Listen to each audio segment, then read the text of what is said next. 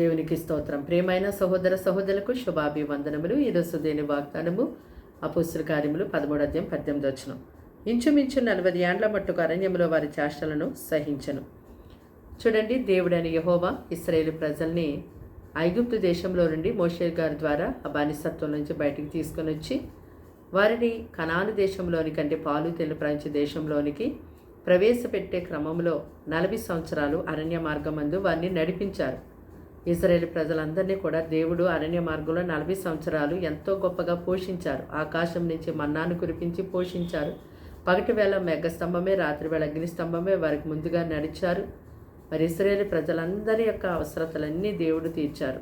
అయితే ఇశ్రాయేలు ప్రజలు మాత్రం అనేక సార్లు దేవుని మీద తిరుగుబాటు చేశారు. ఆయన్ని శోధించారు. ఆయన ఎంతగానో ఆయాసపెట్టారు. అరణ్య మార్గంలో 40 సంవత్సరాలు కూడా వారి యొక్క చేష్టలన్నిటినీ దేవుడు ఎంతగానో సహించుకున్నారు.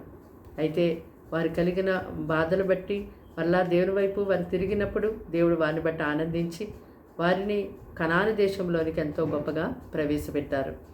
చూడండి, దినాన క్రీస్తును ధరించుకుని ఆయన ప్రజలుగా ఉన్నటువంటి వారు కూడా మరి దేవుని యొక్క వాక్యానికి లోబడకుండా దేవుని యొక్క వాక్యాన్ని వారికి అనుకూలంగా మార్చుకొని దేవుని మీద అనేక రీతిలుగా తిరుగుబాటు చేస్తూ దేవుని శోధిస్తూ ఆయాసపెడుతూ జీవించేవారుగా ఉంటున్నారు. మరి దేవుడు మిమ్మల్ని బట్టి ఆనందిస్తున్నారా, దుఃఖపడుతున్నారా, బాధపడుతున్నారా? అది ఎంతగానో పరిశీలన చేసుకోలేని స్థితిలో దేవుని ప్రజలు ఉంటున్నారు. అయితే దేవుని ప్రజల కొరకు దేవుడు సిద్ధపరిచిన దేవుని యొక్క పరలోక రాజ్యంలోకి అందరూ ప్రవేశించాలని దేవుడు ఎంతగానో ఎదురు చూస్తూ ఉన్నారు.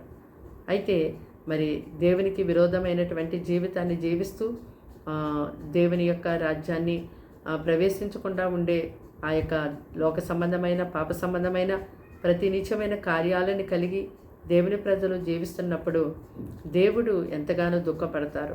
అయితే వాటిని బట్టి వచ్చే శ్రమల ద్వారానైనా మరలా దేవుని వైపు తిరిగి మరి పూర్ణ హృదయంతో పూర్ణాత్మతో దేవుణ్ణి వేడుకున్నప్పుడు దేవుడు తప్పకుండా క్షమించి మరి వారిని బట్టి ఆనందించి వారికి మేలును అనుగ్రహించే దేవుడై ఉన్నారు.